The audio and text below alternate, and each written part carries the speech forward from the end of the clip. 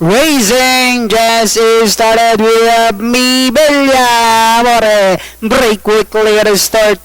Silver Screen is running by the Win Factor Zaria side North Landover. Then rushing is Rain Me in Miss Rosario Rockstar, while Zenzap is the early trailer by about 12 lengths of the leader. And going along for the first turn, we have the quick is striding Mibella Amore on its favorite position as the pace setter. Enjoy a lengthening up with Silver Screen in second.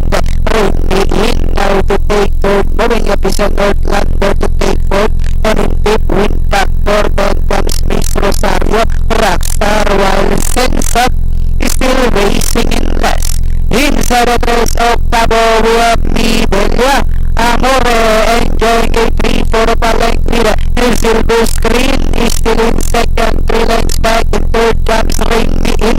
Northlander is gonna be inside. Then comes Miss Rosario Rockstar, Win Factor, while Sense Up is still racing in last. And as they swing for Rumba, Mibella Amore enjoying a 2 lengths leader.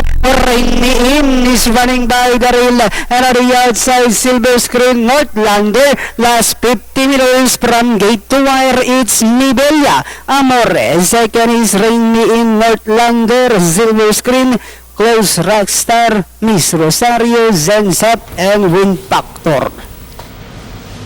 Top choice, number 7, Mibella Amore. Crossing the wire first, ridden by Louis Balboa. Then na segundo yung 4, Rain Me in, Northlander.